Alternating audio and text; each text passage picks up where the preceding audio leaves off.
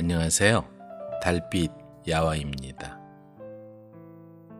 이번 시간엔 내 여자를 내놓아라, 행복을 주는 꽃, 그리고 24개의 모래섬을 비롯해서 잠잘 때 듣기 좋은 이야기를 모아 들려드립니다.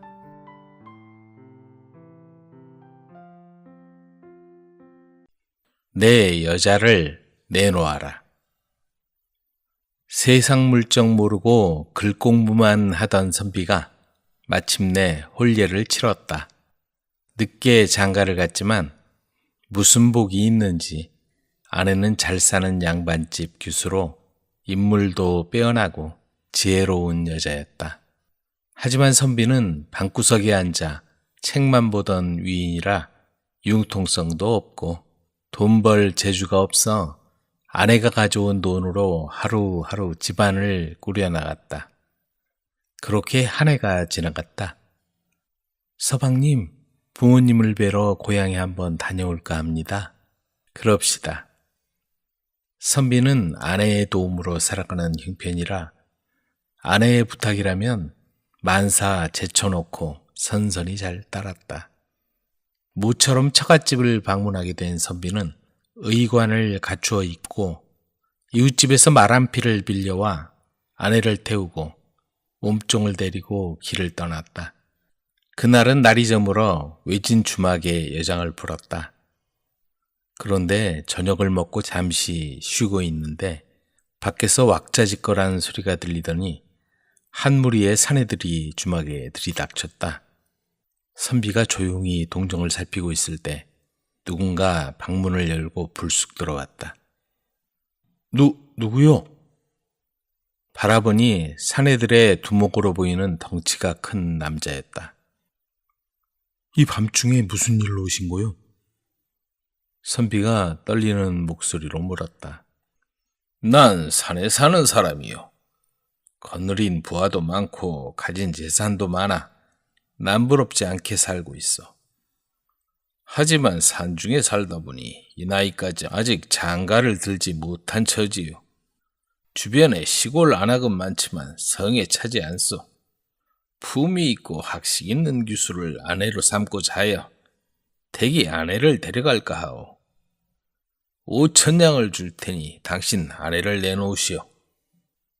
선비는 얼굴이 새파랗게 질려 소리쳤다. 세상 천지에 남의 아내를 빼앗는 법이 어디 있단 말이오. 내 어찌 아내를 돈 받고 팔 수 있겠소. 그러자 사내의 얼굴빛이 변했다. 내가 당신한테 큰 선심을 쓰는 거니까 그리 알고 돈을 받고 마누라를 내주든지 아니면 돈도 잃고 여자도 빼앗기든지 알아서 선택하시오.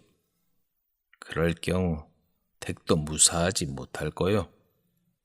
잠깐 여유를 줄 테니 결정하시오. 그러면서 사내는 큰 소리로 웃어대면서 방을 나갔다. 선비는 이러지도 저러지도 못하고 눈물만 흘리고 있을 따름이었다.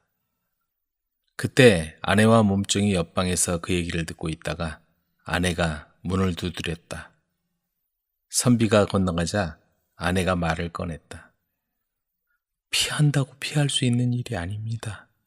혼자 저 많은 무리를 상대할 수 없습니다. 저 남자를 따라갈 테니 5천냥을 받으시고 무사히 돌아가도록 하세요. 저도 평생 부귀를 누리고 서방님도 그 돈이면 편하게 살 수 있습니다. 네, 어찌 그렇게 한단 말이오. 저는 이미 결심했습니다. 여자는 밖으로 선비를 내몰았다. 사내는 그걸 보고 만족해하며 껄껄 웃어댔다. 남편이 나가자 여자가 방에서 말했다. 당신들을 따라가겠소. 옷 갈아입고 단장을 할 테니 그동안 가마를 준비하고 기다려 주시오. 시간이 흐르고 마침내 여자가 나와 준비된 가마에 오르자 사내는 선비에게 5천냥을 내주었다. 그리고 선비가 말릴 틈도 없이 길을 떠나버렸다. 선비는 망연자실하고 하염없이 통곡했다. 한참을 울고 난 선비는 아내가 묵던 방으로 들어갔다. 그런데 그곳에 몸종의 옷을 입은 아내가 앉아있지 않은가? 아니, 이게 어찌 된 거요? 사월이와 얘기를 해봤어요. 몸종으로 살기보다 부유하고 편하게 살기를 원해서 저와 옷을 바꿔 입고 사내를 따라가겠다고 하더군요. 문틈으로 본 사내가 마음에 든다고도 했고요. 정말 다행이요. 날이 밝는 대로 서둘러 돌아갑시다. 그때 나이 지긋한 주모가 얼굴이 사색이 되어서 들어왔다. 아이고, 이를 어쩌면 좋답니까? 저 금수만도 못한 것들. 남의 아내를 빼앗아 가다니. 주모는 자기 집에서 왜 이런 일이 생겼는지 안타깝다며 눈물까지 흘리며 진심으로 미안해했다. 두 사람은 아무 말도 없이 앉아 있었다. 그리고는 날이 밝자마자 서둘러 길을 나섰다. 행복을 주는 꽃. 뒤로는 산이 있고 앞에는 강이 흘러 경치가 아주 좋은 마을이 있었다. 그 마을에는 예쁘고 부지런한 아가씨가 살고 있었다. 사람들은 아가씨를 칭찬하고 젊은이들은 아가씨를 따라다녔다. 아가씨는 혼기가 지났지만 아직 시집을 가지 않았다. 야광주의 빛으로 금바늘에 금실을 꿰어 수놓은 꽃은 영원히 시들지 않고 사람들을 행복하게 해준다는 말을 듣고 그 행복의 꽃을 수놓기로 했기 때문이었다. 그래서 아가씨의 남편이 되려면 밤에도 빛나는 야광주와 금바늘, 금실 네 돈을 가지고 있어야 했다. 아가씨가 사는 마을 아래쪽에 연상이라는 정직하고 일 잘하는 젊은이가 살았다. 그는 오래전부터 아가씨를 좋아해서 틈만 나면 뒷산에 올라가 아가씨의 모습이 보이지 않을까 하고 열심히 마을 쪽을 내려다보곤 했다. 이듬해 아가씨의 어머니는 딸을 시집 보내려고 했다. 그 소문이 퍼지자 젊은이들의 마음은 한없이 설레게 되었다. 젊은이들은 그날이 오기를 오랫동안 기다린 것이다. 드디어 신랑감 고르는 날이 오자 아가씨 집 앞에 수많은 사람이 줄지어 모여들었다. 근처에 사는 젊은이는 물론 먼 곳에 사는 젊은이들까지 몸단장을 잘하고 모여든 것이다. 연상은 누구보다 먼저 찾아왔지만 집이 가난해서 낡은 옷을 깨끗이 빨아입고 왔다. 드디어 흰 눈처럼 하얀 옷을 입은 아가씨가 나타났다. 달빛처럼 부드러운 둥근 눈과 날씬한 몸매, 가벼운 걸음걸이가 황홀할 만큼 아름다웠다. 젊은이들이 넋을 잃고 쳐다보자 아가씨가 걸음을 멈추고 말했다. 전 산더미 같은 보물도 훌륭한 집도 드넓은 논밭도 원하지 않습니다. 제가 갖고 싶은 것은 오직 야광주와 금바늘, 금실 뿐입니다. 이것을 가져다 주실 분에게 시집을 가겠습니다. 그 말을 들은 젊은이들의 얼굴에서 갑자기 웃음이 사라졌다. 왜냐하면 이 세 가지 물건은 동해에 사는 신선만 가지고 있는데 많은 사람이 찾아갔으나 모두 동해에 이르기도 전에 도중에서 쓰러지든가 무서워서 도망쳐왔기 때문이었다. 젊은이들은 풀이 죽어서 하나 둘씩 그 자리를 떠나고 말았다. 그러나 연상만은 그곳에 남아 수줍게 말했다. 아가씨, 난 정말 당신을 좋아합니다. 당신이 없으면 난 어떻게 해야 좋을지 모르겠어요. 그러자 아가씨는 다정하게 쳐다보며 대답했다. 어머, 절 무척 생각해 주시는군요. 그렇다면 동해에 신선이 있는 곳으로 가주세요. 저는 언제까지나 기다리겠어요. 다음 날 아침 연상은 해가 뜨는 쪽을 향해 길을 떠났다. 며칠 후 어떤 산 아래에 이르렀을 때 해가 저물었다. 그러나 아무리 둘러봐도 사람 사는 마을이 없었다. 그때 언뜻 오두막 한 채가 보였다. 달려가서 문을 두드리니 노파가 나왔다. 다행히 그 집에서 하룻밤을 지내며 연상은 노파에게 그동안의 얘기를 들려주었다. 그러자 노파는 그를 칭찬하고 나서 이렇게 말했다. 부탁이 하나 있어요. 신선을 만나거든. 우리 아들은 다 컸는데도 왜 말을 못하느냐고 물어봐 주지 않겠소? 꼭 알아봐 드리겠어요. 그 집에서 하룻밤을 지내고 연상은 다시 멀고 먼 험한 길을 떠났다. 또 며칠이 지나 끝없이 펼쳐진 들에 이르러 부지런히 걷고 있는데 갑자기 이상한 바람이 불더니 억수 같은 비가 쏟아지기 시작했다. 그는 문득 자신이 하는 일이 성공할 수 있을까 하는 의심을 하게 되었지만 그리운 아가씨와의 결혼과 모든 사람이 행복해진다는 꿈, 그리고 노파의 부탁을 생각하니 온몸에 힘이 솟았다. 그는 용기를 내어 마구 휘몰아치는 비바람 속을 뚫고 나아갔다. 그날 밤 어떤 마을 밖의 복숭아 밭에서 잠을 자려고 하는데 어떤 노인이 나타나 말을 걸었다. 여보게 젊은이, 지금 어디로 가는 길인가? 네, 동해의 신선을 찾아뵈러 가는 길입니다. 연상이 지금까지의 얘기를 다 들려주자 노인 역시 그를 칭찬하고는 이렇게 말했다. 부탁이 하나 있네. 만약 신선을 만나면 우리 집에 10년이나 된 뇌가 2마리 있는데 왜 씨를 뽑지 않느냐고 물어봐 주지 않겠나? 네, 틀림없이 물어봐 드리지요. 연상은 다음 날부터 발걸음을 더 빨리 동해로 향했다. 그런데 도중에 큰 강이 가로막고 있었다. 물은 깊고 화살같이 빨리 흐르는데 건너갈 다리나 나룻배도 없었다. 연상이 어쩔 줄 몰라 망설이고 있는데 커다란 잉어 한 마리가 다가왔다. 여보세요? 어디로 가시는 길인가요? 아, 잉어로구나. 난 동해의 신선을 찾아뵈러 가는 길이란다. 날 좀 도와다오.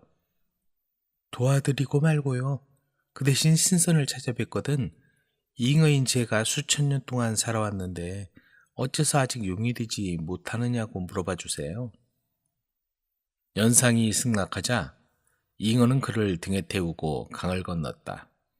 이후 연상은 말로 다 할 수 없는 고통을 겪고 여러 가지 위기를 이겨낸 뒤 마침내 동해 해변에 이를 수 있었다.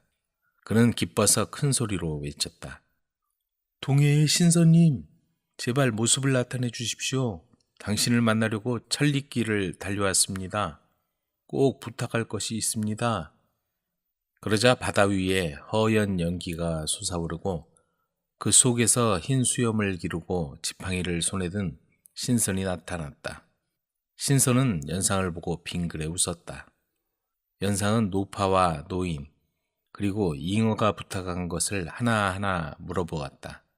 그러자 신선은 그 물음에 친절히 대답해 주었다. 그래서 연상은 이번에는 자기 소원을 말했다. 신선은 웃으며 알겠네.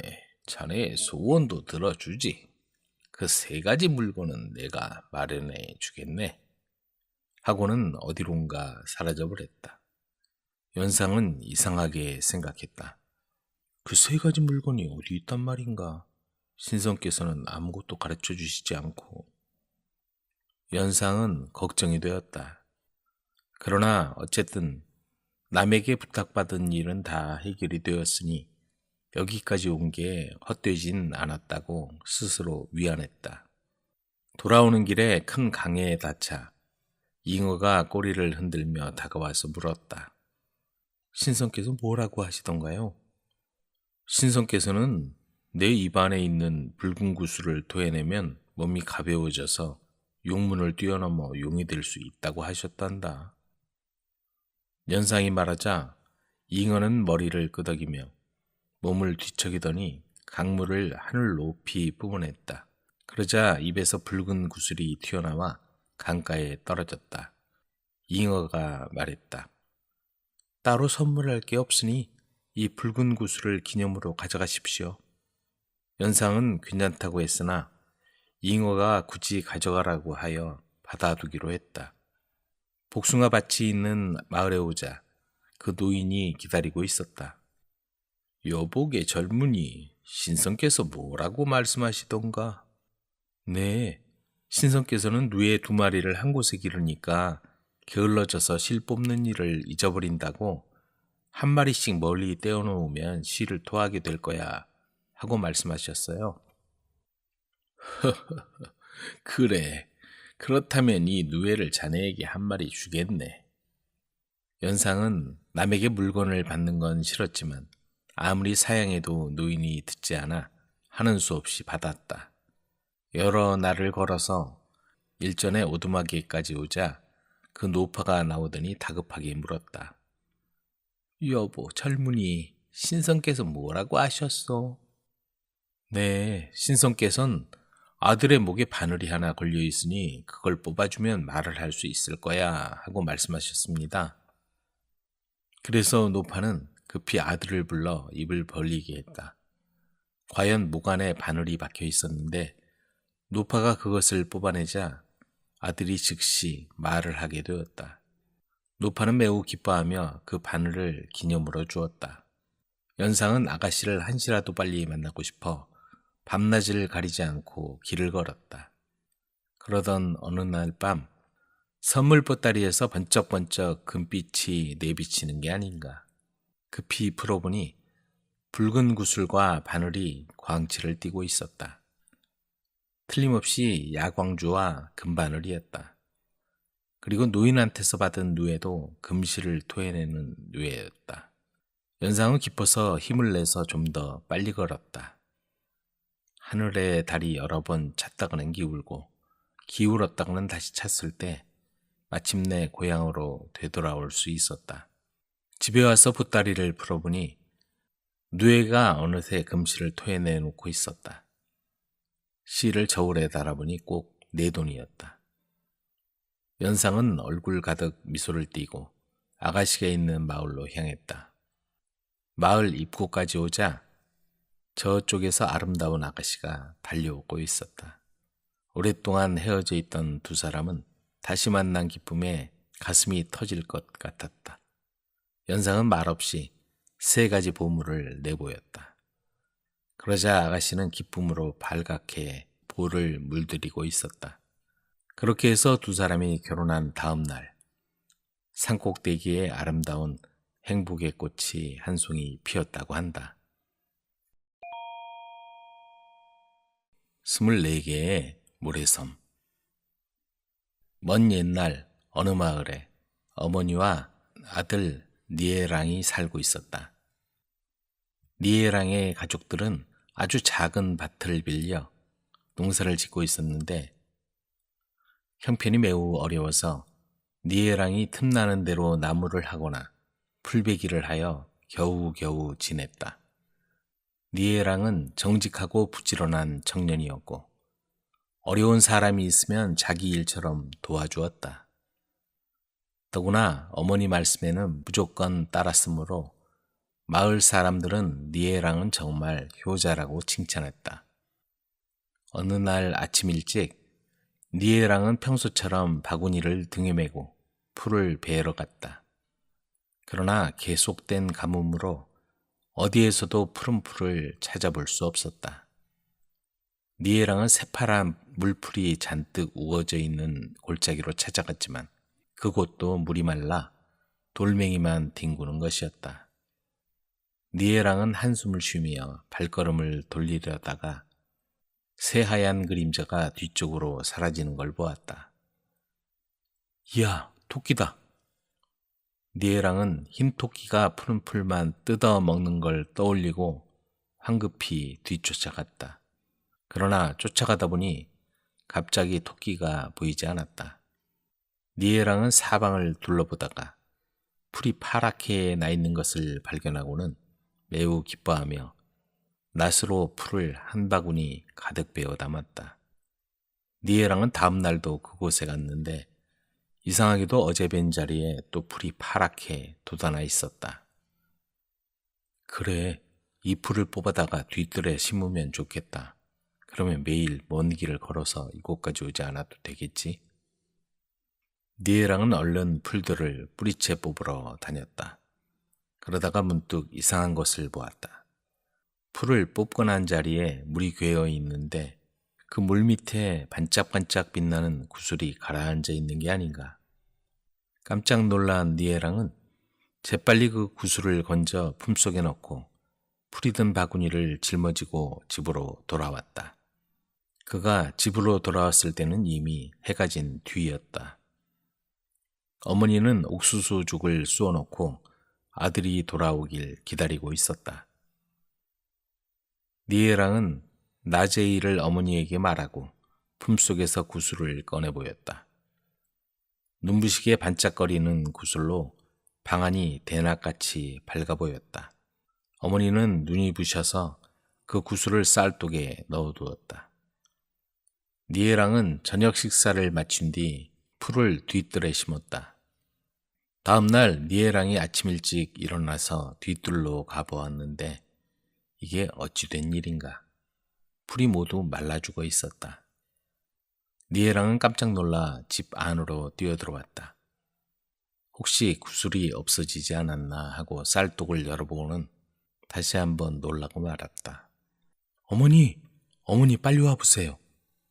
니에랑의 소리에 어머니가 달려와 보니 거의 비었던 독에 쌀이 가득 차 있고 그 위에 구슬이 얹혀 있었다. 두 모자는 그제야 그 구슬이 대단한 보물임을 깨달았다. 그 구슬은 쌀과 함께 두면 쌀이 늘어나고 돈과 함께 두면 돈이 늘어나는 것이었다. 그리하여 니에랑은 큰 부자가 되어 주위의 어려운 사람들을 도와주었다. 그런데 그 소문이 마을의 지주 귀에 들어가게 되었다. 마음씨 나쁜 지주는 하인을 불러 말했다. 그 요술구슬을 어떻게 해서든 갖고 싶은데 자네 생각은 어떤가? 나리, 시키만 주십시오. 나리의 분부라면 무슨 일이라도 해서 그 구슬을 뺏어다 바치겠습니다. 하인은 충성스러운 듯 말했다. 지주와 하인은 곧 머리를 모으고 무서운 음모를 꾸몄다. 우선 니에랑이 지주의 집에 대대로 전해오는 가보인 구슬을 훔쳤다는 소문을 내고 하인이 깡패 4명을 데리고 니에랑의 집에 가서 구슬을 내놓으라고 협박을 하고 그래도 내놓지 않는다면 니에랑을 포박하여 관청에 끌고 가서 죄를 뒤집어 씌운다는 것이었다. 그 음모를 엿들은 마구간지기가 서둘러 니에랑의 집에 와서 알려주었다. 니에랑 모자가 함께 도망치려 했을 때 지주의 하인과 깡패들이 들이닥쳤다. 어서 우리 주인댁 보물을 내놓아라. 순순히 내놓으면 살려주겠지만 싫다고 하면 그대로 두지 않겠다. 이렇게 하인이 소리치자 니에랑은 화가 나서 대꾸했다. 힘없는 사람들을 괴롭히는 짓은 이제 그만해라. 내가 구슬을 훔쳤다고 하는데 그 증거를 대봐라. 하인이 구슬을 내놓으라고 깡패들과 함께 덤벼들자 니에랑은 어쩔 수가 없어서 얼른 구슬을 입안에 넣었다. 이놈이 구슬을 삼켰다. 깡패가 외치자 하인이 두들겨 패라고 소리치며 니에랑에게 달려들었다. 니에랑은 하인과 깡패들에게 얻어맞고 정신을 잃고 말았다. 그때 다행히 이웃 사람들이 몰려와 니에랑을 위기에서 구해내어 방 안에 눕히고 상처를 치료해 주었다. 어머니는 근심에 쌓여 아들을 간호했다. 니에랑은 한밤중이 지나서야 겨우 정신이 들더니 갑자기 큰 소리로 이렇게 말했다. 목이 마르니 물 좀 주세요. 어머니는 기뻐하며 급히 물을 떠다 아들의 입에 그릇을 대주었다. 니에랑은 그 물을 단숨에 마시고도 계속 물을 찾았다. 나중에는 물독 있는 곳까지 기어가서 꿀꺽꿀꺽 다 마셔버렸다. 어머니는 불안해서 떨었다. 니에랑, 그렇게 물을 많이 마시면 어떡하니? 어머니, 가슴이 타는 것처럼 뜨거워요. 물을 더 주세요. 물을. 예이야, 내가 다 마셔버렸어. 집엔 이제 물이 한 방울도 없단다. 그럼 냇가에 가서 마시고 오겠어요. 그 순간 갑자기 하늘을 가르며 번개가 치고 천둥 소리가 들렸다. 니에랑은 자리에서 벌떡 일어나더니 밖으로 나갔다. 어머니가 놀라 뒤쫓아갔으나 니에랑은 뒤도 돌아보지 않고 냇가로 걸어갔다. 어머니는 떨면서 아들 뒤를 계속 따라갔다. 마침내 앞쪽에 냇물이 보였다. 니에랑은 미친 듯이 냇가로 달려가더니 냇물에 입을 대고 꿀꺽꿀꺽 마시고 있었다. 하늘에는 계속해서 번개가 치고 요란하게 천둥 소리가 들렸다. 니에랑이 순식간에 냇물을 반이나 마셔버리자 어머니는 아들의 어깨를 힘껏 잡아당겼다. 니에랑, 어찌된 일이냐? 너 괜찮니? 니에랑이 뒤를 돌아보았다. 그 얼굴은 이미 사람의 얼굴이 아니었다. 머리에 2개의 뿔이 나고 입가에 푸른 수염이 난 용의 얼굴이었다. 목 언저리가 새빨간 비늘에 덮여서 번쩍거리고 있었다. 어머니, 놓아주세요. 용이 되어 이 원한을 반드시 갚으렵니다. 천둥이 울리고 번갯불이 하늘을 찢고 비바람이 몰아쳤다. 냇물은 물이 불어서 파도가 일고 땅도 흔들거렸다. 그때 냇가에 횃불이 보였다. 지주가 부하들을 거느리고 구슬을 빼앗으려고 온 것이었다. 지주는 니에랑의 배를 가르고라도 구슬을 차지할 속셈이었다. 니에랑은 악당들이 몰려오는 걸 보자 길을 쓰고 자기 발에 매달린 어머니를 향해 애원했다. 어머니, 나쁜 놈들이 옵니다. 저를 놓아주세요. 저들을 막아야 합니다. 니에랑이 어머니의 손을 뿌리치고 냇물로 뛰어들자 산더미 같은 파도가 솟아올랐다. 지주가 쫓아와 니에랑 어머니를 흔들며 소리쳤다. 이 늙은이야, 내 아들놈 어디 갔어?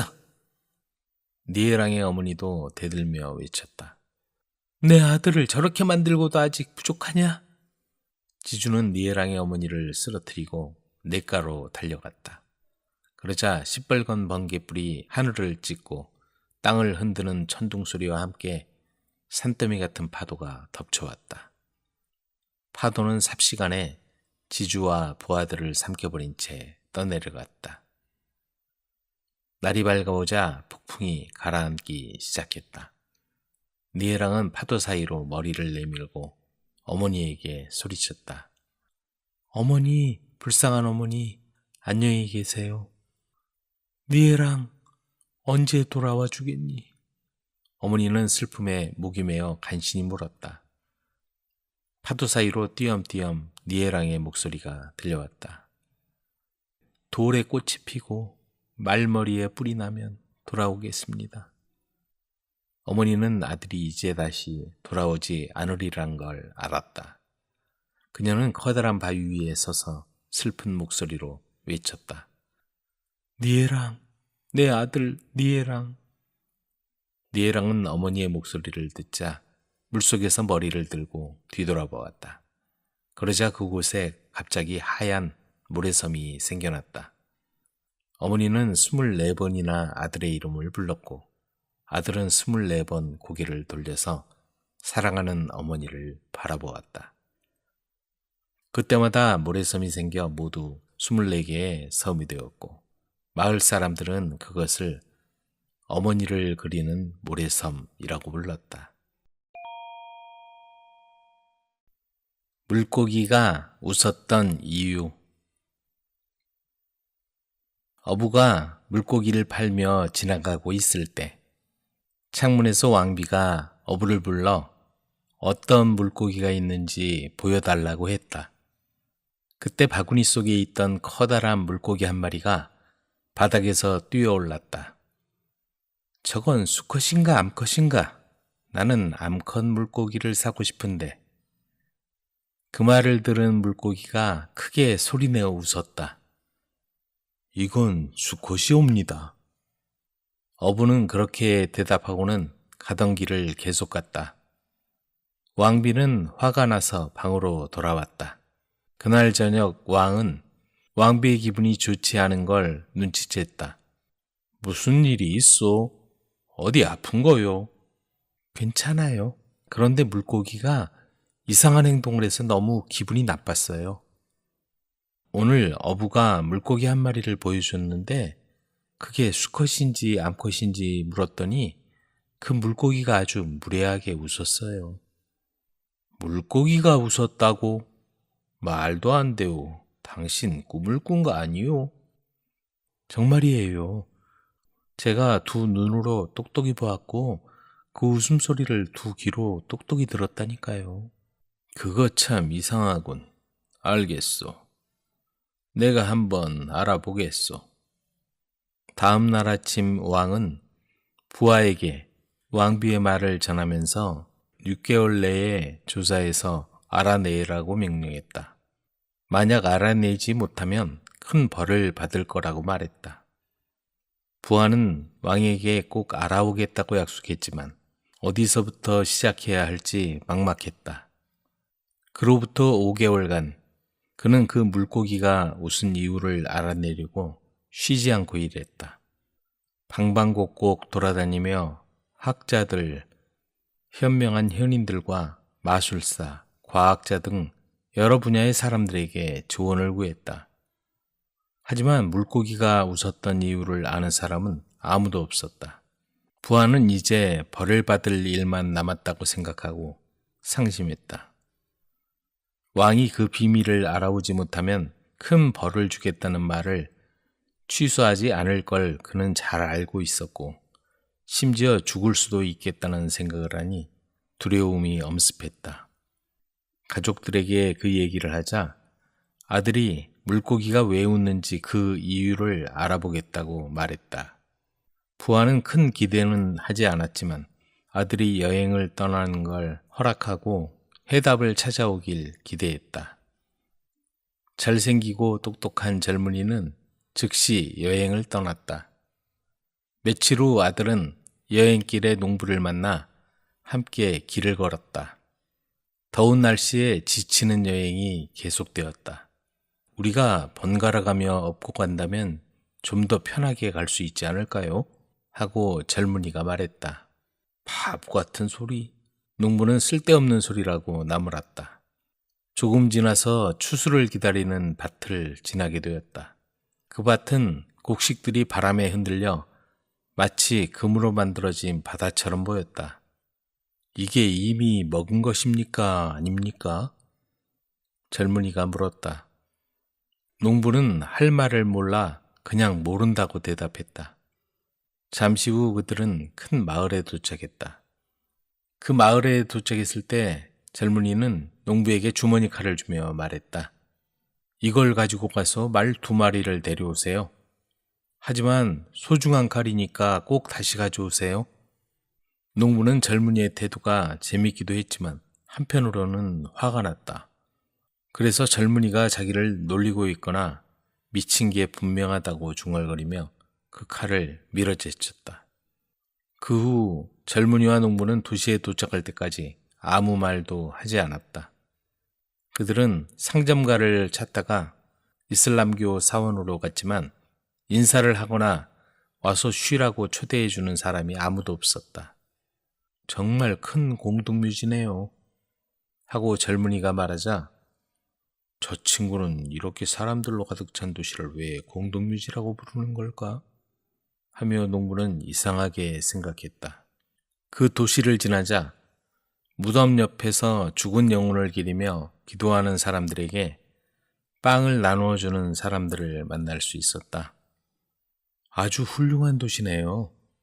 그 빵을 받아먹고 젊은이가 말하자 정말 미쳤구나. 저 친구 이제 또 뭘 할지 궁금하군. 저 친구는 땅을 물이라 부르고 물을 땅이라 부를 사람이군. 어두울 때 밝다고 하고 밝을 때 어둡다고 하겠군. 농부는 혼자 속으로 생각했다. 이제 그들은 강을 건너야 했다. 물이 꽤 깊었고 농부는 신발과 바지를 벗고 강을 건넜다. 젊은이는 신발을 신고 바지를 입은 채 건넜다. 내 평생 말과 행동이 모두 바보 같은 저런 진짜 바보는 처음 보네. 하지만 농부는 그 젊은이가 마음에 들었다. 그 젊은이는 교양 있고 품이 있어 보였다. 농부는 아내와 딸도 젊은이를 좋아할 거로 생각하고 젊은이를 집으로 초대하기로 했다. 이런 걸 물어봐도 될지 모르겠지만 집에 대들보가 튼튼한가요? 어이없는 질문이라 농부는 대답 대신 고개를 끄덕였다. 그리고는 집에 가서 젊은이에 관한 얘기를 가족에게 했다. 어떤 젊은 친구와 같이 왔는데 내가 우리 집에 와 있으라고 했어. 그런데 그 젊은이가 바보 같은 말과 행동을 하는데 도대체 무슨 영문인지 알 수가 없어. 나한테 우리 집 대들보가 괜찮은지 물어보더라고. 미친 게 틀림없어. 농부의 딸은 아주 지혜롭고 영리한 아가씨였다. 그 사람이 누군지 모르지만 그 사람은 바보가 아니에요. 그 사람은 그저 아버지가 그 사람을 즐겁게 해줄 수 있는지를 알아보고 싶은 것뿐이에요. 아, 그래? 그렇구나. 그럼 어쩌면 그 젊은이가 했던 이상한 말과 행동에 관해 네가 알 수도 있겠구나. 그 젊은이와 내가 함께 걸어가고 있을 때 교대로 업고 가는 게 어떻겠냐고 묻더구나. 더 즐거운 여행길이 될 거라면서 말이지. 그 사람은 긴 여행길이 지루하지 않게 각자 서로에게 이야기를 해주면서 가자는 뜻으로 그런 말을 한 거예요. 그래? 밀밭을 지날 때는 이것이 먹혔는지 아닌지 묻더구나. 그 사람이 왜 그런 말을 했는지 물으셨어요, 아버지? 그 사람은 그 밭 주인이 빚을 지고 있는지 아닌지를 알고 싶었던 거예요.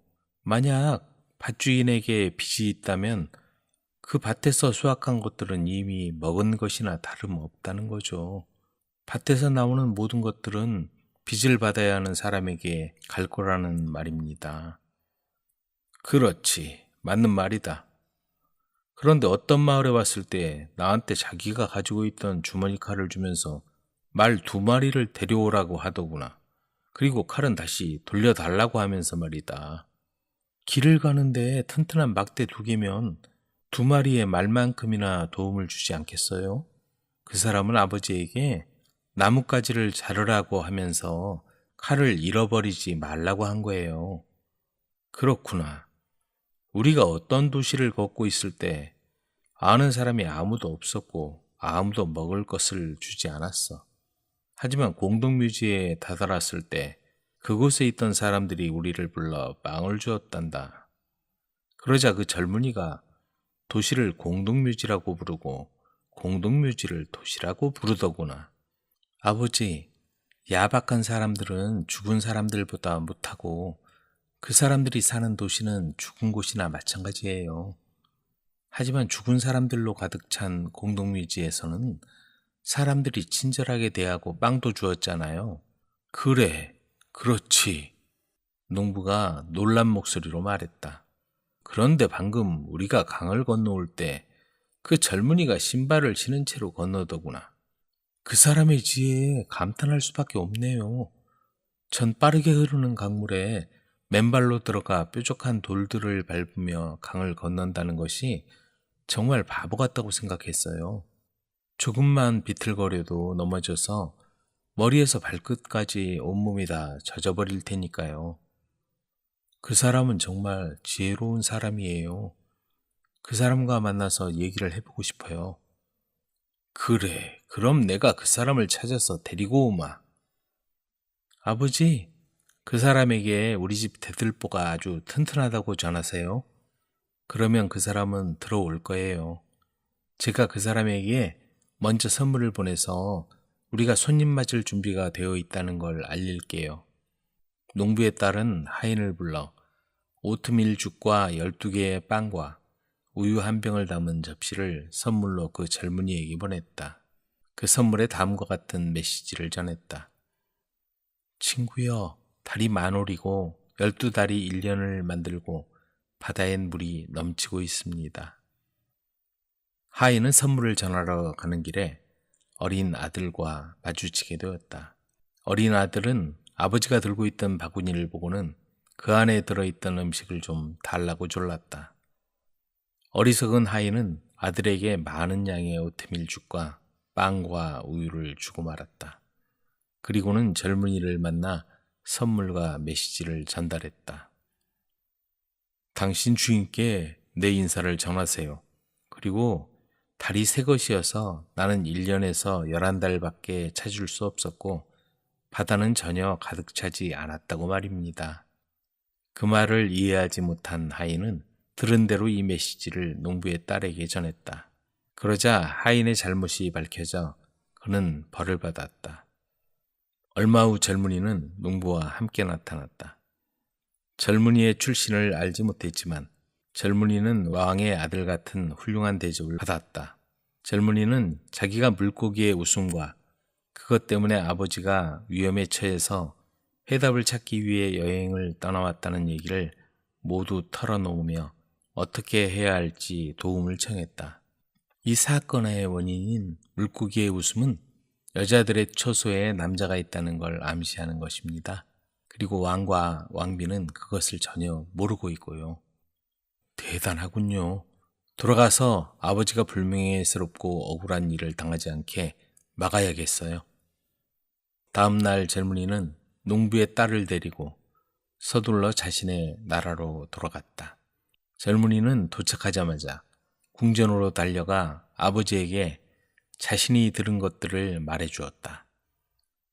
왕의 명령을 지키지 못한 왕의 부하는 자신이 큰 벌을 받을 줄 알고 기운이 다 빠져버린 상태여서 가마에 실려 왕에게 갔다. 그리고 왕에게 아들에게 들은 대로 말했다. 왕비의 처소에 남자가 있다니 말도 안 된다. 하지만 확실합니다, 전하. 그리고 제가 지금 드린 말씀이 사실이라는 걸 증명하기 위해 한 가지 테스트를 해보실 걸 제안합니다. 구덩이를 크게 파서 궁전에 있는 모든 여자를 불러 모아 그 구덩이를 뛰어넘어 보라고 해주십시오. 그러면 남자는 뛰는 모습에서 자신의 정체를 드러낼 수밖에 없을 것입니다. 왕은 구덩이를 파라는 명령을 내렸고 궁전에 있는 여자들에게 그 구덩이를 뛰어넘어 보라고 했다. 모두 다 실패하고 한 사람만이 뛰어넘는 데 성공했다. 그 사람은 알고 보니 남자였다. 비로소 왕비는 안심했고 큰 벌을 받을 뻔한 왕의 부하는 목숨을 건질 수 있었다. 그리고 그 부하의 아들은 농부의 딸과 결혼하여 행복하게 살았다고 한다. 용의 수수께끼 앤드류 랭. 커다란 전쟁이 일어났다. 왕은 수많은 군사를 거느리고 있었는데 월급을 너무 적게 줘서 군인들이 먹고 살 수 없을 정도였다. 그리하여 3명의 군인이 의논해서 탈영하기로 결정했다. 한 군인이 말했다. 만약에 잡히면 교수대에서 목이 잘릴 거야. 자, 우리 어떻게 하지? 다른 군인이 대답했다. 저기 커다란 옥수수밭 보이지? 저 속에 숨으면 아무도 우리를 찾지 못할 거야. 군대는 밭 안으로 들어오지 못할 거고 내일이면 진군을 할 거라고. 그들은 옥수수 밭으로 기어들어갔다. 그런데 군대가 진군하지 않고 그 주위에서 진을 치고 주둔하게 되었다. 3명의 군인들은 이틀 낮밤을 옥수수밭에 앉아 있었고 너무 배가 고파서 거의 죽을 지경이 되었다. 하지만 밭을 뛰쳐나가면 죽을 게 틀림없었다. 마침내 그들이 말했다. 우리가 탈영한 이유가 뭐지? 여기서 이렇게 비참하게 죽으려고 그랬나? 그때 공중에서 불타는 용 한 마리가 날아왔다. 용은 그들 근처에 내려앉아 왜 여기 숨어 있는지 묻는 거였다. 그들이 용에게 대답했다. 우리는 군인들인데 월급이 너무 작아서 탈영했어. 여기 이렇게 더 있다가는 배고파서 죽게 될 거야. 그렇다고 밖으로 나가면 교수형을 당할 테고 말이야. 너희들이 7년 후에 나를 섬긴다면 잡히지 않고 여기서 빠져나가게 해줄 수 있지. 용이 제안했다. 너의 제안을 받아들이는 방법 외에는 선택의 여지가 없어. 그들이 대답했다. 그리하여 용은 새 군인을 발톱으로 낚아서 군사들을 벗어나 멀리 떨어진 땅에 내려놓았다. 용은 그들에게 작은 채찍을 건네주며 말했다. 이 채찍으로 내리쳐봐. 그러면 많은 돈이 너희들 앞에 나올 것이야. 그 돈으로 말과 마차를 부리며 영주처럼 살 수 있을 것이야. 하지만 7년이 지나면 너희들은 내 소유가 되는 거지. 용은 그들 앞에 책 한 권을 내어놓고 각자 사인하도록 시켰다. 그때가 되면 너희들에게 수수께끼를 내겠다. 만약 수수께끼를 분다면 내 소유에서 벗어나 자유의 몸이 될 수 있는 거지. 이렇게 말한 용은 날아가 버렸고 군인들은 작은 채찍을 가지고 떠났다. 그들은 원하는 만큼 많은 돈을 갖게 되었고 세상에 보란듯이 자리 잡게 되었다. 그들이 가는 곳마다 즐거움과 환락이 넘쳐났고 말과 마차를 몰면서 먹고 마시고 놀았지만 나쁜 일은 생기지 않았다. 시간이 쏜살같이 지나갔다. 7년이란 세월이 거의 끝나자 두 군인은 끔찍한 고통에 시달리며 불안해하고 있었지만 한 군인은 별거 아닌 것처럼 여기며 말했다. 친구들이여, 무서워하지 마. 내가 수수께끼를 풀 수 있을 테니까 말이야. 그들은 옥수수 밭으로 들어가 앉았다. 두 군인은 근심 가득한 얼굴을 하고 있었다. 지나가던 할머니가 그들을 보고서 왜 그리 슬퍼하는지 물었다. 군인들이 말했다. 할머니는 우리를 도울 수 없어요. 할머니가 말했다. 누가 알아? 그러니 근심거리를 내게 털어놔봐. 그리하여 그들은 할머니에게 7년 동안 많은 돈을 쓰며 살았던 얘기를 털어놓았다. 이미 사인을 해서 용이 내는 수수께끼를 풀지 못하면 자기들이 용의 소유가 된다는 사실도 말이다. 그 말을 들은 할머니가 말했다. 만일 당신들이 살아남으려면 당신들 중 한 사람이 숲으로 가도록 해. 그러면 작은 집처럼 보이는 다 무너져가는 바위 건물을 발견하게 될 거야. 그곳에 들어가면 도움을 받을 수 있을 거야. 두 명의 비참한 군인들이 생각했다. 그렇다고 우리가 구원받지는 못할 거야. 두 명의 군인은 그대로 주저앉았다. 하지만 세 번째 긍정적인 군인은 어느새 뛰어나와 숲으로 들어갔고 바위 헛간을 찾아냈다. 헛간 안에 아주 늙은 할머니가 앉아 있었는데 그녀는 바로 용의 할머니였다. 할머니는 군인에게 무슨 일로 이곳까지 왔는지 물었다. 군인은 그동안 일어났던 일들을 이야기해 주었다. 할머니는 사연을 들려준 것에 기뻐하며 도와주겠다고 했다. 할머니는 지하실에 놓여있던 커다란 바위를 들어올리며 말했다. 자, 저기 숨도록 해. 거기서는 이 방에서 나는 말소리를 다 들을 수 있어. 저기 가만히 앉아서 움직이지 마. 용이 오면 내가 수수께끼가 뭔지 물어볼 테니까. 용은 나한테 뭐든지 얘기해 주거든. 그저 주의 깊게 듣기만 하면 되는 거야. 한밤이 되자 용이 들어와서 할머니에게 저녁을 달라고 했다. 할머니는 저녁을 차려서 용과 함께 배불리 먹고 마셨다. 이어서 할머니가 용에게 오늘은 어떤 일을 하고 왔는지, 얼마나 많은 영혼을 사로잡았는지를 물어보았다. 오늘은 별로 운이 좋지 않았어요. 하지만 3명의 군인들 영혼을 내가 붙잡고 있긴 하죠. 용이 대답했다. 정말로 3명씩이나? 누가 너한테서 벗어날 수 있겠니? 할머니가 외쳤다. 그들은 이미 내 것이에요. 절대로 풀 수 없는 수수께끼를 낼 테니까요. 용이 대답했다.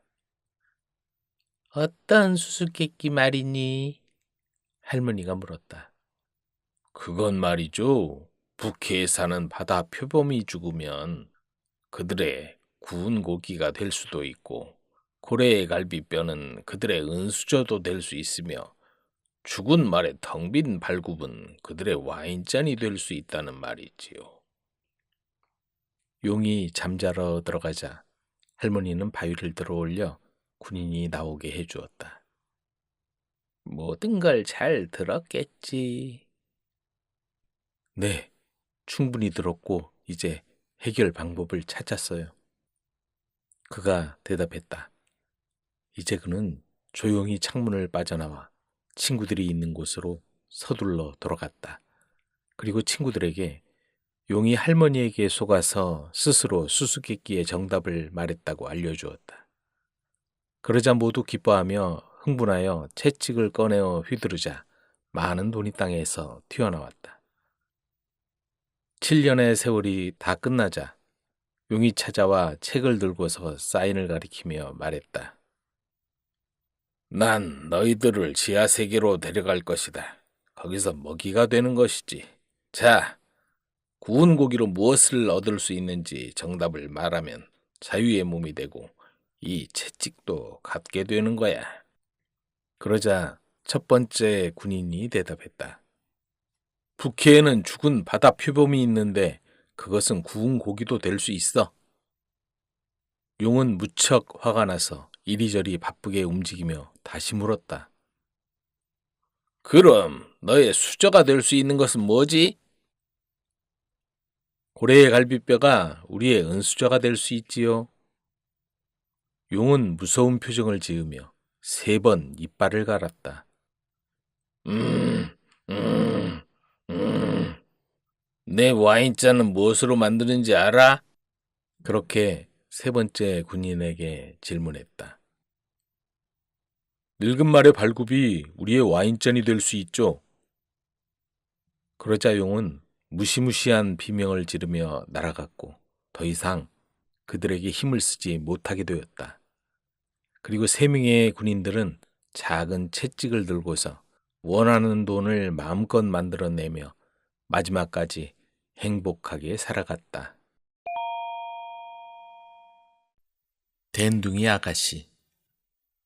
옛날 인디언 마을에 3 자매가 살고 있었다. 언니들은 마음씨가 심술궂고 고약했지만 막내는 아주 착했다. 어머니가 일찍 세상을 떠났으므로 그들 3 자매는 아버지와 함께 넷이서 살았다. 아버지는 매일 짐승이나 새를 잡으러 숲속으로 나갔다. 아버지가 사냥을 나가고 없는 동안 언니들은 동생을 몹시 괴롭혔다. 어느 날 2 언니는 잔인하게도 동생을 불 속에 밀어 넣었다. 가엾게도 동생의 얼굴에 흉한 상처가 생겼다. 사냥터에서 돌아온 아버지가 막내의 상처를 보고 놀라서 물었다. 어떻게 된 거냐? 그 얼굴의 화상은? 그러자 큰언니가 대답했다. 제 말을 전혀 듣지 않아요. 제가 그렇게 말렸는데도 불 옆에 갔다가 넘어져서 되었지 뭐예요. 왜 언니 말을 듣지 않니? 언니들의 심술궂은 행동을 모르는 아버지는 막내딸을 나무랐다. 막내딸은 변명도 하지 않고 눈물만 흘렸다.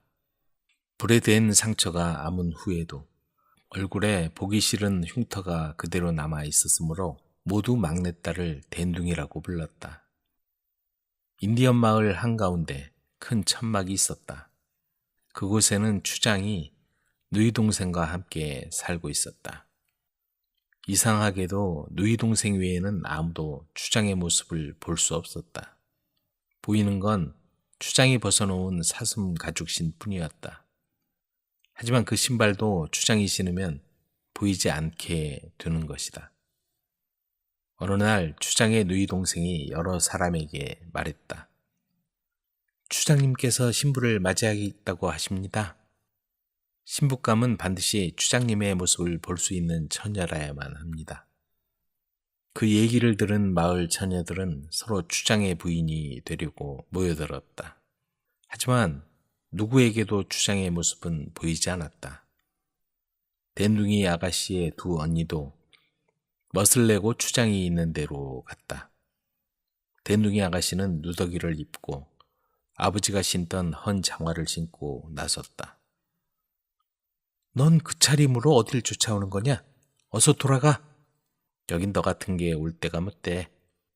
큰 천막에 도착하자 두 언니는 댄둥이를 쫓아 보내려고 했다.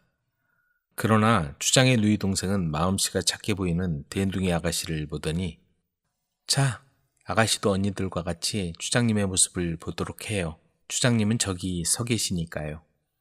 하며 천막 앞을 가리켰다. 어쩌면 저렇게 늠름하실까? 두 언니는 아무것도 보이지 않는데 이렇게 천연덕스럽게 거짓말을 했다. 그럼 추장님이 어깨에 걸친 끈은 뭐로 만들어져 있죠?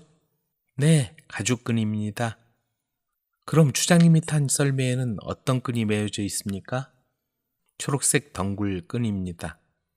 그러자 추장의 누이 동생은 굳은 표정으로 쌀쌀하게 말했다. 당신들은 거짓말을 아주 잘하네요. 당신들에겐 추장님의 모습이 보이지 않잖아요. 거짓말쟁이들 같으니. 어서 썩 돌아가요. 언니들은 얼굴이 빨개져서 돌아갔다. 추장의 누이 동생은 이번에는 댄둥이 아가씨를 보고 물었다.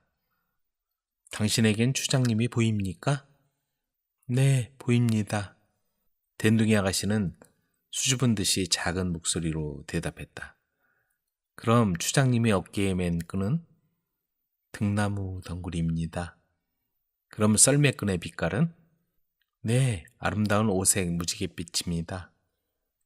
맞았어요. 역시 생각했던 대로 당신은 마음씨가 고운 아가씨였군요. 자, 안으로 들어와요. 추장의 누이 동생은 댄둥이 아가씨의 손을 잡고 천막 안으로 들어갔다. 그리고 밤이슬을 모은 물로 상처를 씻어주었다. 그러자 지금까지 흉하게 남아있던 상처 자국이 씻은 듯이 사라지고 몰라보게 아름다운 아가씨가 되었다. 머리털은 새까맣게 빛나고 장밋빛 뺨에다 눈은 별처럼 반짝였다. 추장의 누이 동생은 상자에서 신부옷을 꺼내서 막내 동생에게 입혔다. 그리고 값진 보석이 박혀있는 의자에 앉혔다. 당신은 오늘부터 추장님의 부인입니다. 이 의자는 당신의 자리입니다. 그때 늠름하게 생긴 추장이 들어왔다. 그는 신부를 보더니 웃는 얼굴로 다가와 손을 잡았다. 추장과 댄둥이 아가씨는 마을 사람들이 진심으로 축하해 주는 가운데 성대하고 화려한 결혼식을 올렸다. 두 연인의 고제 전설. 스페인이 괌을 점령하고 있을 때 명예를 중히 여기는 한 가족이 수도인 아가나시에 살았다. 아버지는 부유한 스페인 귀족이었고 어머니는 위대한 참모로 족장의 딸이었다. 그들은 얼마의 땅을 소유했으며 참모로족 사람에게나 스페인 사람에게나 매우 존경을 받았다. 그러나 그들의 자신감과 위엄은 무엇보다도 그들의 아름다운 딸로 인해 생겼다. 그녀는 정직하고 겸손했으며 그녀의 매력은 매우 자연스러워서 그녀 주변의 사람들은 누구나 그 아름다움에 감탄했다. 어느 날 권위 있고 거만한 스페인 대장이 아버지를 찾아와 딸에게 청혼하자 명예를 중시하는 아버지는 이 대장이 딸의 남편감이라고 생각했다. 아버지와 스페인 대장 사이의 약속을 알게 된 딸은 이에 환멸을 느끼고 집에서 뛰쳐나와 해안가를 거닐었고 바다는 고요함과 평화로움으로 그녀를 달래주었다.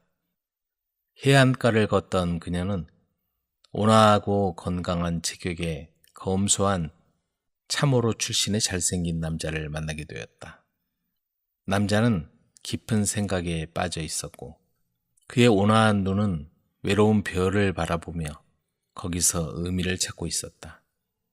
그들은 서로 사랑에 빠졌다. 그녀의 아버지가 딸이 사랑에 빠진 사실을 알고 몹시 화가 나서 딸에게 스페인 대장과 결혼할 것을 명령했다. 아버지가 스페인 대장과 딸의 결혼 날짜를 발표하는 것을 막을 수 있는 사람은 아무도 없었다.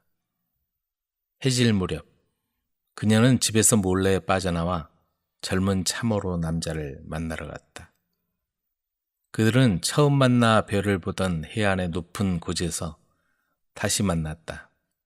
딸이 사라진 것을 알게 된 아버지는 대장에게 참호로 젊은이가 딸을 납치해갔다고 알렸다. 아버지와 대장 그리고 스페인 군대는 투몬만의 높은 절벽으로 두 연인을 찾아 쫓아갔다. 남자와 딸은 도망갈 길이 없다는 것을 알게 되었다. 젊은 남자는 군인들에게 물러나 있으라고 소리를 쳤고 아버지는 군인들에게 멈춰 서라고 손짓했다. 두 연인은 절벽의 끝에 서 있었다. 젊은 남자와 여자는 서로 긴 머리카락을 밧줄의 매듭처럼 묶었다. 둘은 마치 둘만이 존재하는 것처럼 행동했다. 그들은 서로의 눈을 깊게 들여다보고 마지막으로 입맞춤을 나누었다. 그리고 곧바로 젊은 남녀는 길고 깊은 절벽에서 뛰어내려 물결치는 파도 속으로 몸을 던졌다.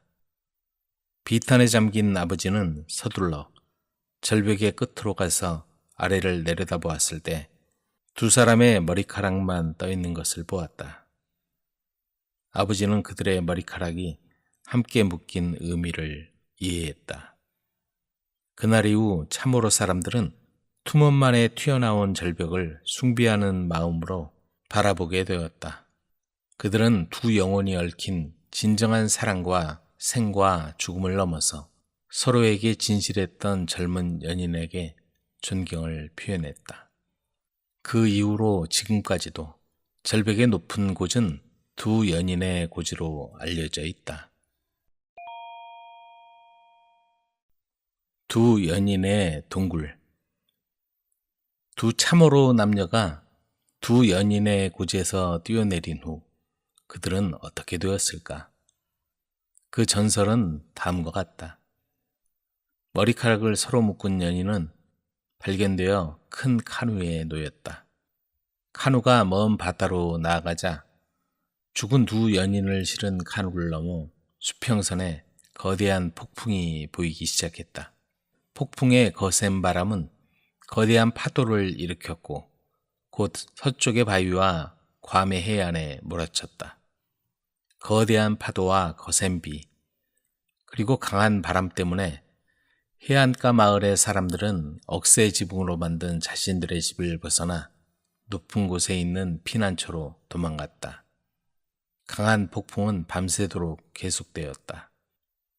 동이 트자 마을 사람들이 이구동성으로 말했다. 우리를 벌하려고 저주가 내린 거야. 바람과 파도와 비를 다스리는 조상의 영혼이 우리를 영원토록 벌할 것이야. 우리 조상의 영혼은 분노하고 계셔. 이 사람들은 판타누스 직물과 신선하고 화려한 꽃, 그리고 조개 껍데기로 화려하게 꾸며진 카누가 우르나우만과 이중 암초 사이의 작은 만에 떠 있는 것을 보고 소리친 것이었다. 두 연인의 시신은 어느 곳에서도 발견되지 않았다. 괌의 북서쪽 마을에 두려움이 퍼지게 되었는데 특히 하피토와 우르나오 마을과 최고 족장의 집에 두려움이 엄습했다. 우르나오와 하피토 마을의 지도자인 현명한 족장들과 마을의 영치료자이자 약초 치료자인 메카나스는 우르나오의 잔잔한 파도 위에 여전히 떠있는 카누가 있는 해안으로 모였다. 그곳에 도착한 사람들은 카누에 옷감과 꽃, 조개 껍데기가 그대로 있는 것을 보고 어리둥절했다. 전날 밤 폭풍의 거센 바람과 높은 파도로 모든 것이 망가졌거나 씻겨 내려갔을 거로 생각했기 때문이었다. 아무도 두 연인의 카누가 부서지지 않고 그대로 있는 이 신비를 풀어내지 못했다. 모두 이런 의문을 가졌다. 우리 마을 사람들에게 내려진 저주일까? 우리 조상의 영혼에 의해 우리가 벌을 받게 될 것인가? 그 누구도 동굴의 신비에 대한 정확한 판단을 내릴 수 없었다. 그때 두 마을에서 한 번도 본 적이 없는 5살쯤 된 어린 소년이 근처의 동굴에서 나와 소리쳤다. 이쪽으로 와보세요. 여기에요. 해안가 카누 근처에 있던 사람들은 모두 소년에게 도움이 필요하다고 생각하고 달려갔다. 사람들이 동굴의 입구에 당도하자 그곳에는 수족관에서 흔히 볼 수 있는 크기의 다양한 색깔의 물고기들이 바닷물과 조화롭게 어울려 있는 아름다운 천연의 웅덩이가 보였다. 어린 소년이 다시 소리쳤다. 두 연인이에요. 두 연인이라고요. 그리고 4살쯤 된 여자아이가 활짝 웃으며 바위 뒤에서 나타나더니 이렇게 말했다. 두 연인이에요. 두 연인이라고요. 그때 이미 사람들은 백금빛 모래로 둘러싸인 2개의 바위가 동굴 중앙에 놓여 있는 모습에 매혹되어 있었다. 이것은 바로 자연적으로 바위에 조각된 것인데 전날 오후 카누에 두 연인을 실어 보낼 때 그들에게 장식했던 것들을 똑같이 재현하고 있었다. 사람들은 모두 이 놀라운 현상에 놀라서 온종일 그 시원한 동굴에서 해답을 찾으며 시간을 보냈다. 이 신비는 기적인가? 아니면 저주인가? 또 하나의 의문은 사람들이 해안가로 나와 있는 이 동굴에 오자 갑자기 사라진 2명의 어린이가 누구인가 하는 것이다. 태양의 전차. 파이톤은 아폴론과 요정 클리멘의 사이에서 태어난 아들이다. 어느 날 파이톤이 친구에게 말했다. 내 아버지는 태양의 신 아폴로야. 흥, 거짓말하지 마. 너 같은 사람이 아폴로의 아들일 리가 없어. 거짓말쟁이 같으니라고. 그 친구는 파이톤을 거짓말쟁이라며 비웃었다. 부끄럽기도 하고 화가 난 파이톤은 집에 돌아와 어머니에게 그 얘기를 했다. 어머니, 내가 신의 아들이라면 그 증거를 보여주세요. 우리를 내려다보고 있는 해의 신 아폴로님께 부탁드리렴. 직접 가서 내가 그분의 아들인지 아닌지 물어보아라. 파이톤은 그 말을 듣고 기뻐하며 태양이 떠오르는 곳을 향해 길을 떠났다. 궁전이 하늘 높이 솟아 있었으며 궁전 전체가 황금과 보석으로 눈이 부셨다. 광채가 나는 천장은 상아로 되어 있었고 문은 모두 은으로 반짝였다.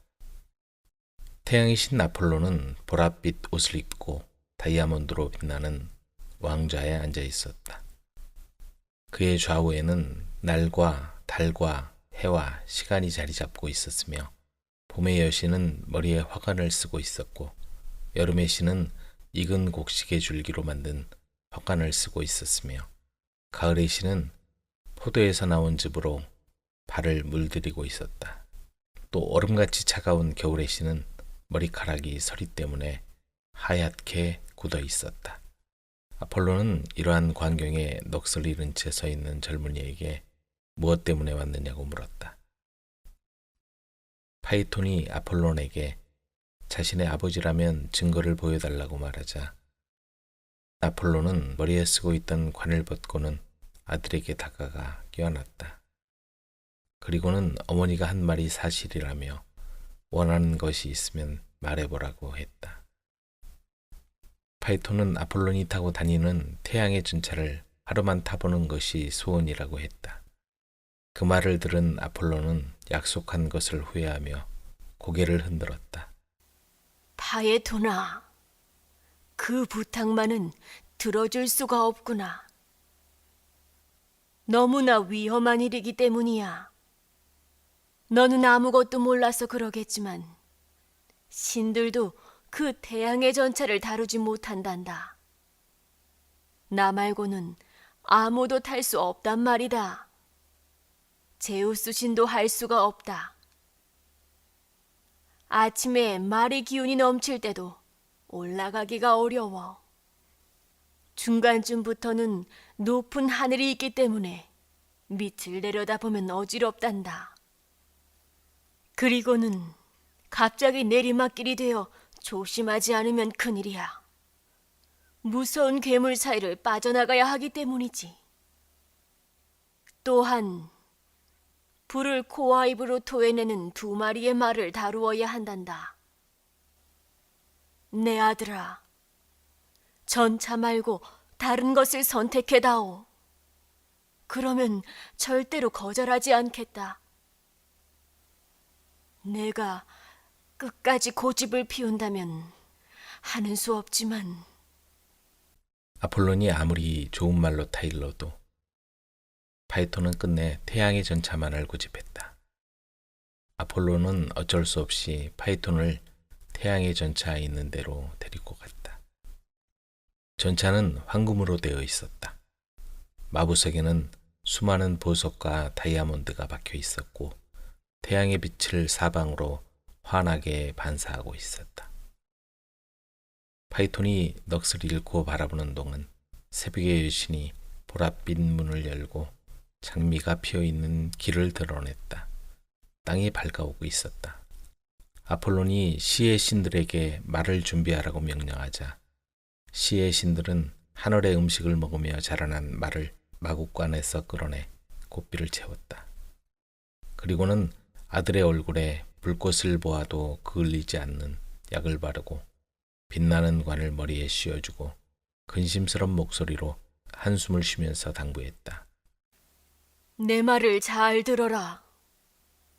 채찍질은 될 수 있는 대로 하지 마라. 북쪽이나 남쪽으로도 기울이지 말고 한가운데로만 바퀴 자국을 따라 가거라. 밤의 여신이 서쪽 문에서 나오고 있구나. 겁이 나면 내가 하라는 대로 하면 된다. 지구를 비추거나 따뜻하게 하는 것은 내가 하마. 자, 어서 떠나거라. 그러나 파이톤은 재빨리 전차에 뛰어올라 가슴을 펴고 수심에 가득한 표정을 하고 서 있는 아버지에게 고맙다는 인사를 하고 고삐를 잡았다. 말들은 씩씩거리며 힘차게 달렸다. 말은 앞으로 돌진하며 구름을 가로질렀다. 그러나 말들은 다른 날보다 마차가 조금 가벼워진 것을 알았다. 무게가 전 같지 못한 태양의 전차는 이리저리 제멋대로 달려가고 있었다. 파이톤은 몹시 당황했지만 말을 어떻게 다루는지 알 수가 없었다. 태양의 전차가 마구 달리는 바람에 큰 곰자리와 작은 곰자리가 불에 까맣게 그을렀다. 지상을 내려다본 파이톤은 새파랗게 질려 있었고 하늘나라의 평원에 무리를 짓는 괴물들을 보고는 벌벌 떨었다. 두 팔을 커다랗게 벌린 전가를 보고는 그만 힘이 빠진 나머지 고삐를 놓쳐버리고 말았다.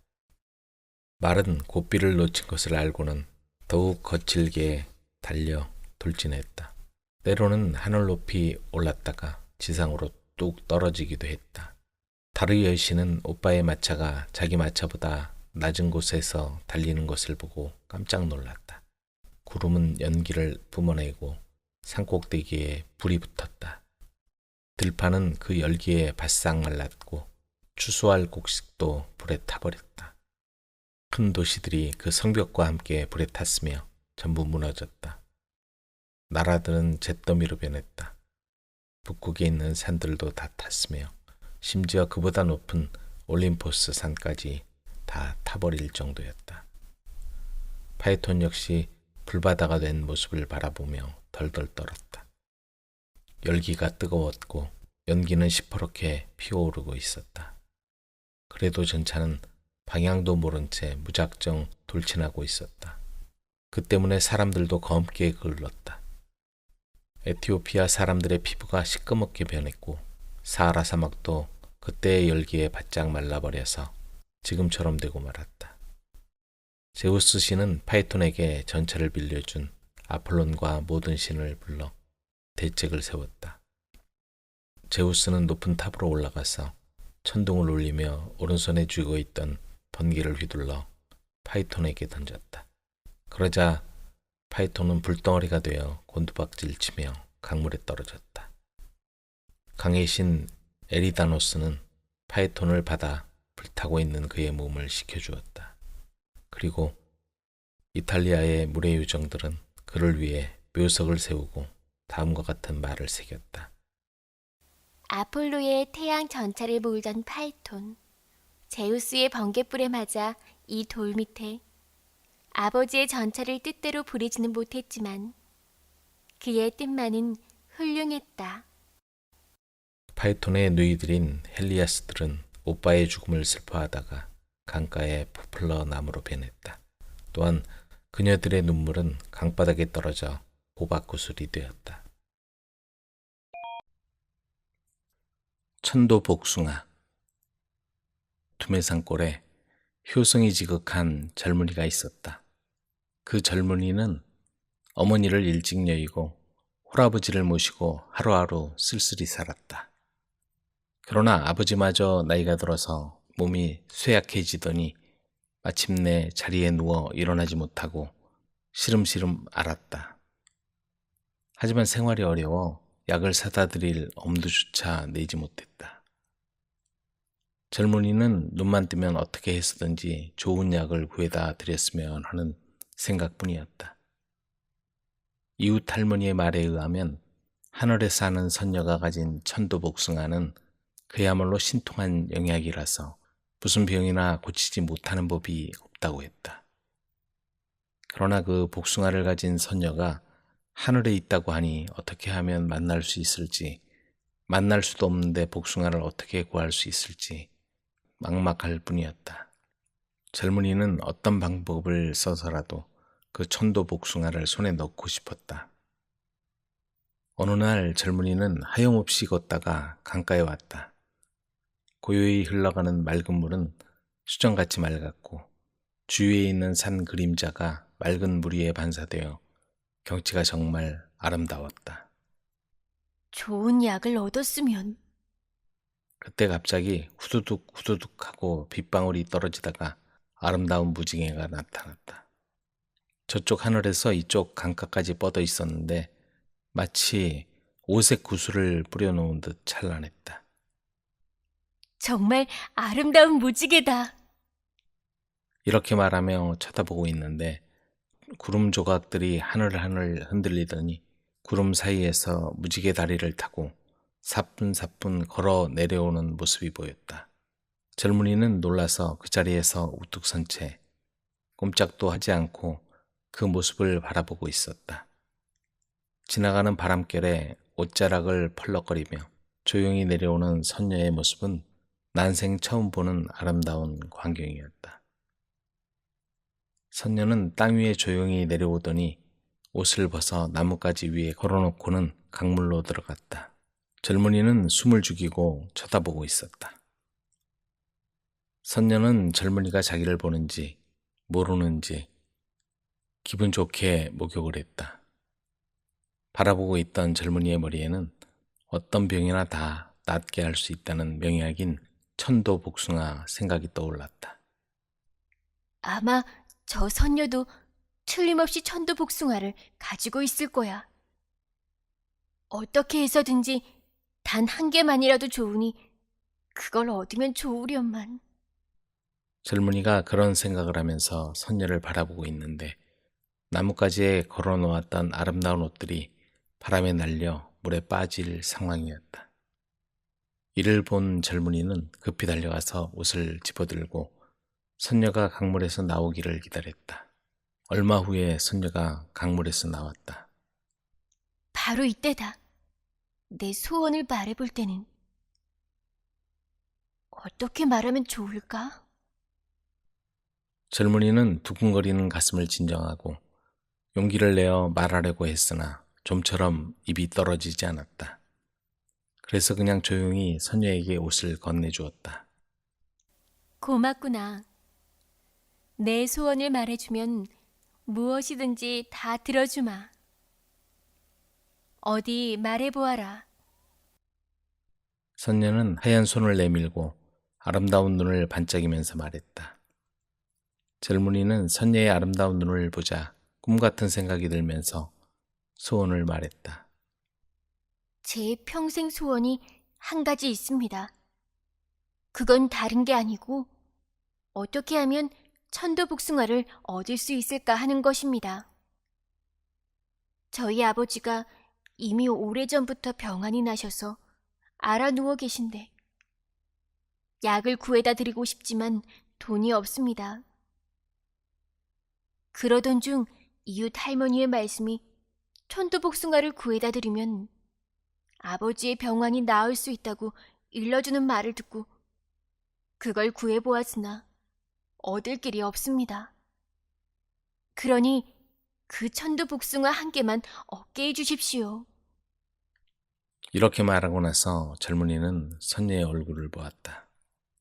선녀는 어디서 났는지 천도복숭아를 3개를 꺼내 주면서 말했다. 그것 참 안 되었구나. 어서 이걸 아버지께 갖다 드려라. 그러더니 선녀는 찬란한 무지개 다리를 타고 하늘나라로 올라갔다. 잠시 후에 구름 속으로 가려지더니 모습이 보이지 않았다. 넋을 잃고 바라보던 젊은이는 비로소 정신을 차리고 주위를 살펴보았다. 강물은 전과 다름없이 조용히 흘러가고 있었다. 젊은이는 선녀에게서 받은 천도복숭아를 들고 집으로 달려가서 아버지께 드렸다. 젊은이의 아버지는 천도복숭아를 먹고 병이 깨끗이 나았다. 그중 하나는 젊은이가 먹었더니 몰라보게 건강해졌다. 나머지 1개는 뜰 앞 소나무 아래에 심었더니 그 소나무가 다른 나무들과는 다르게 파란 빛을 띠었다. 추운 겨울이 되면 나무들이 잎이 떨어져 앙상하게 되었지만 오직 이 소나무는 천도복숭아의 덕택으로 항상 푸른 잎을 지니고 있었다.